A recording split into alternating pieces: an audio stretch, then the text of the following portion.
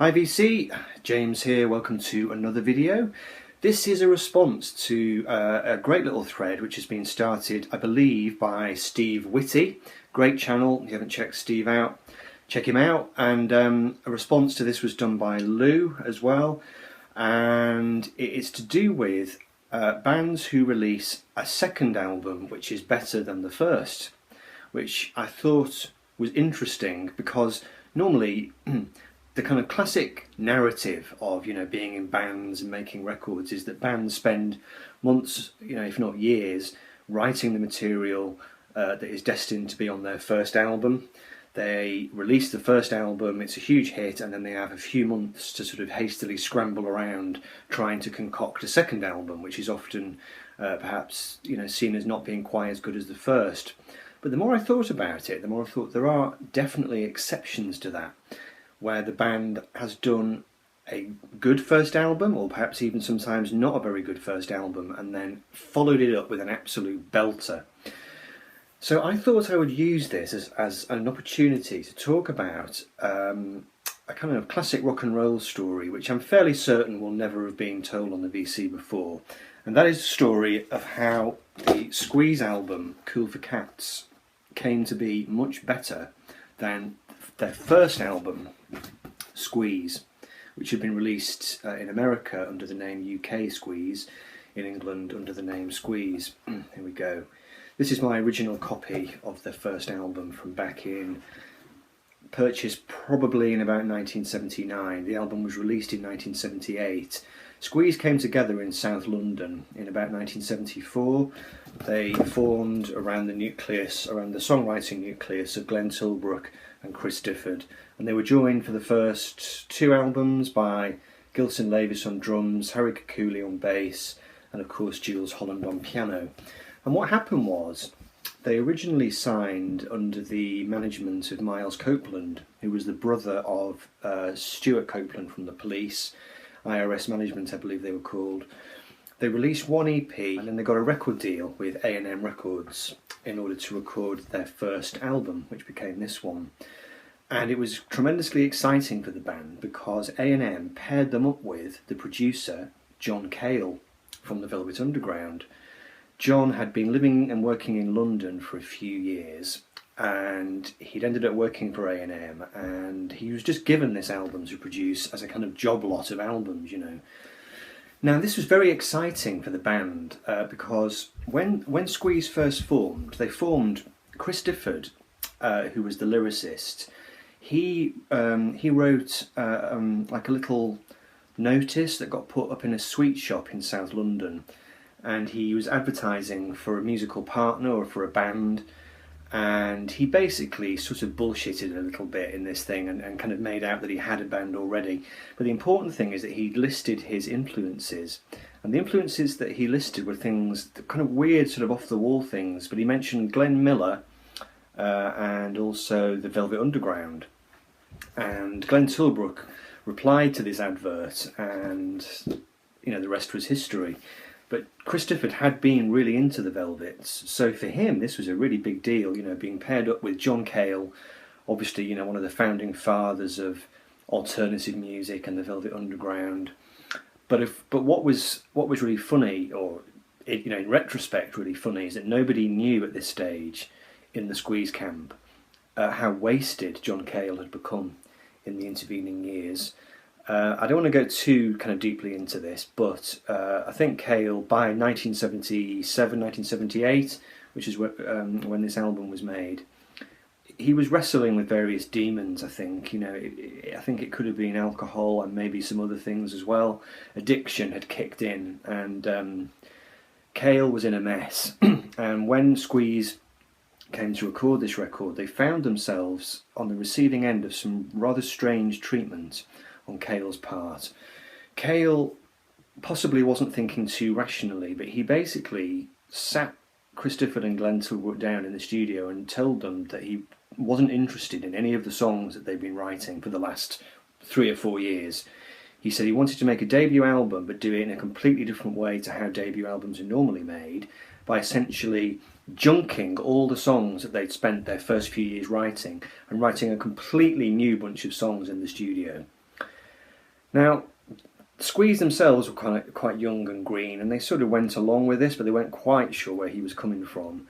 And Cale would do things like he would take Chris Difford to one side and say, why don't you write some songs about muscle men?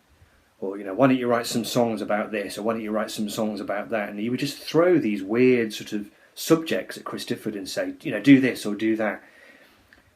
To this day, when they talk about it, they still I don't think they fully understand what it was that Cale was driving at, or why he was doing this, getting them to do this. Whether it was because he didn't like the songs that they had, or whether he was just completely off his head.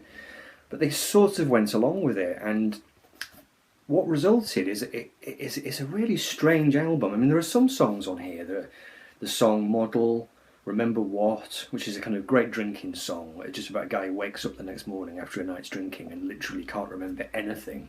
And the entire song is just him listing the things that he can't remember. There's a song called First Thing Wrong, which is a kind of classic drinking song as well. There's a slightly dodgy song, which I suspect is one of the ones that Cale instigated, called Out of Control, which is really dodgy nowadays. It's basically written from the standpoint of somebody leering at some kind of underage girls in school uniform who are walking home from school. It's not very savoury.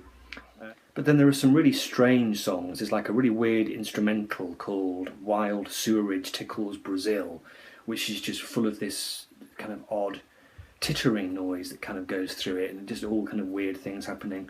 And two songs which are quite Velvet Underground-ish, The Call and Hesitation, which are both characterised by kind of, sort of like tangled guitars and abrasive sounds and strange off-the-wall lyrics. Nothing like anything that Squeeze was kind of ever destined to do again. And clearly the boys were not too happy with this, and Cale gradually became more and more unstable, and there's a very funny story where apparently one day he collapsed over the mixing desk because he was so off his face, and one of the band, I'm not sure who it was, one of the band went into the sound room and got a pen and drew the letters I am a CUNT on his forehead. And apparently when Cale woke up, he was absolutely livid with rage at this, but I think it kind of expresses the kind of frustration that they were dealing with. They kind of finally got into a recording studio, A&M Records, with this kind of legendary producer, and he seemed intent on just completely sabotaging their debut album. Now, when Cale was out of action, because he did have these periods where he would just basically, nod out at the wheel, collapse, whatever, not turn up for the sessions, Squeeze managed to hastily write the song "Take Me, I'm Yours," or maybe it was a song which they already had on the pile. It was one of the songs that Cale was not allowing them to record. They recorded it on their own on a day when Cale was not there. And of course, it became a fairly sizable hit single in the UK, and it became one of their most enduring songs in concert. So they managed to snatch victory at the last moment when Cale had taken his eye off the ball to record this one big song, which is easily the best song on this record. But apart from that, this album is extremely uneven, and I can't think of another example. There may well be other examples in kind of music history where a band was not able to record the album they wanted to record because of serious interference on the part of a kind of big name producer. So then what happened in 1979 when they came to record the Cool for Cats album is they basically recorded all the songs which they had brought in to record for the first album, which John Cale had rejected. And this album went on to feature 4 singles, 2 of which were big hit singles, one of which was a reasonable hit single, and one of which was a bit of a flop, but it did end up being one of their most enduring songs. So on this album, which was recorded with John Wood.